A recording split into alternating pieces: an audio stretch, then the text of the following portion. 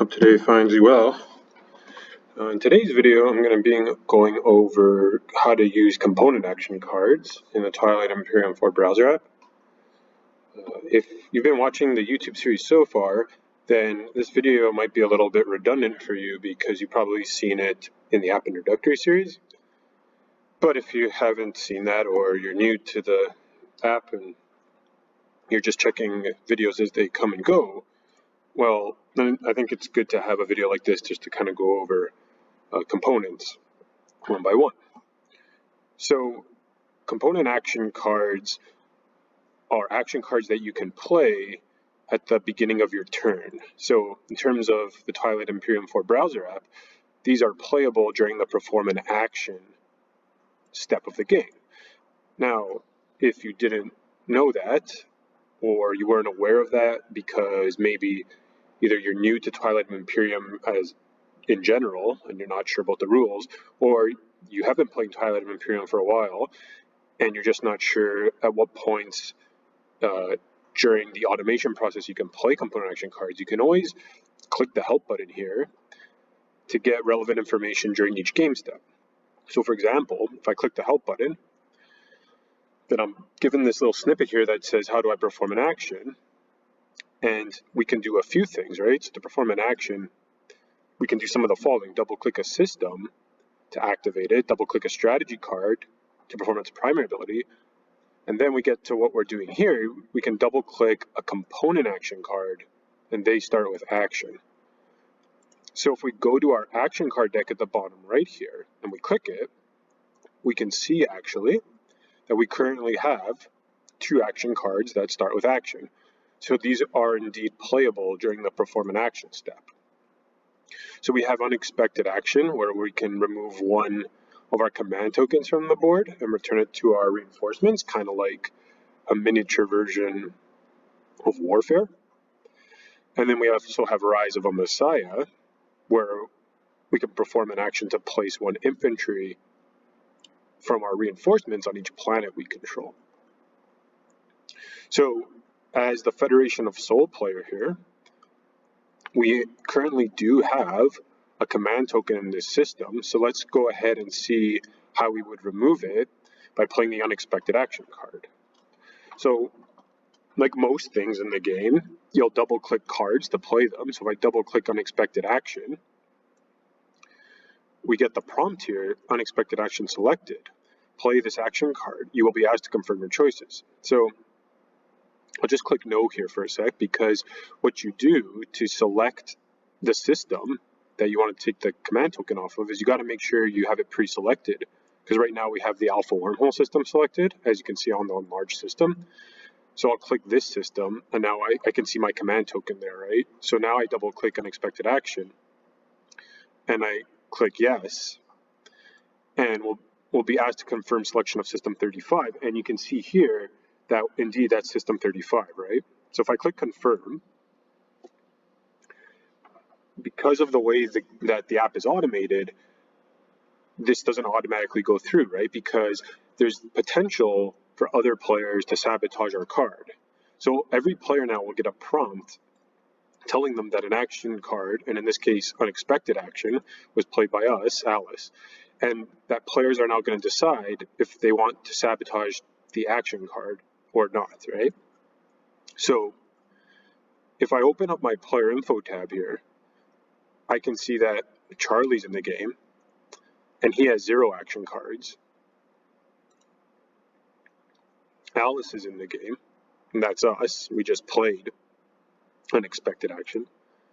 And then we have Bob, who has 1 action card, right? So in theory, only one of these players could potentially have a sabotage.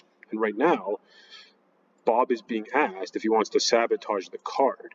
And because Charlie has no action cards, the automation will just automatically skip him to kind of preserve a flow to the game, right?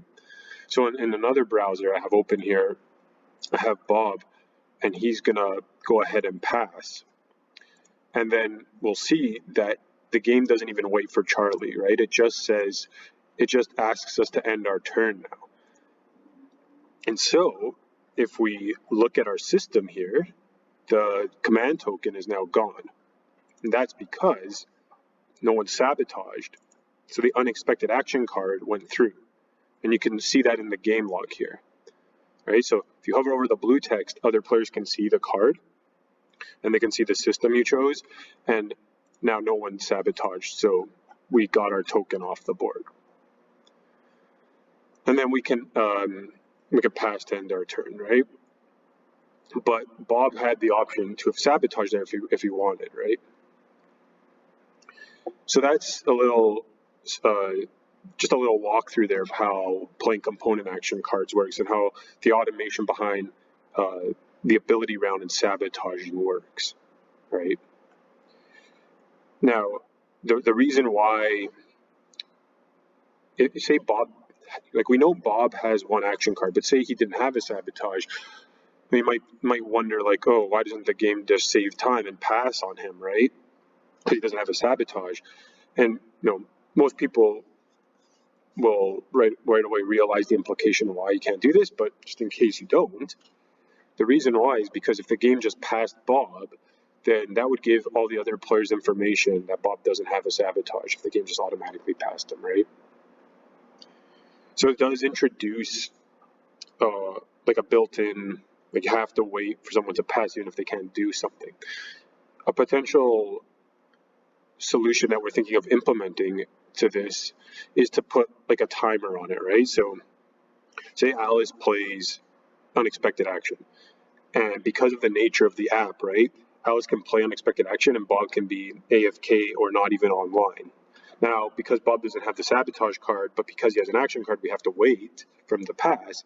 So potentially what we could do is put like a timer, a randomized timer. So say like from 5 to 15 minutes randomly. If Bob doesn't have a sabotage card and he doesn't pass, then the game might automatically pass, right?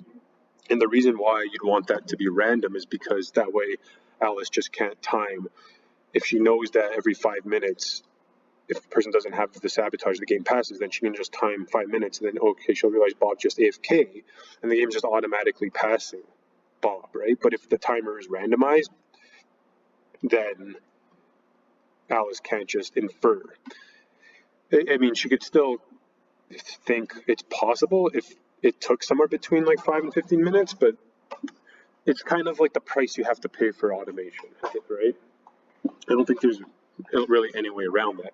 The only other thing that we're seriously thinking of implementing is to give someone like Bob the option to kind of like click a checkbox where it's just like, okay, just pass me automatically even if I have action cards. So he's AFK, he knows he's not going to be using his sabotage, and so whether he has one or not, the game will just automatically pass him. And that would give away no information. All that would tell the other players is that Bob is willing to just automatically have his turn passed, whether he has a sabotage or not. So those are like the two serious considerations just to ensure like proper game flow at some point in the future. All right, but yeah, that's component action cards. And if you want to see more action cards, like action cards that take place during combat, you can check out the app introductory series where we go over combat, and I think there's action cards that get played there. So yeah, there's a lot of videos and playlists you can check out. But we'll stop that video here for today, and thanks for tuning in, and we'll see you next time. Take care.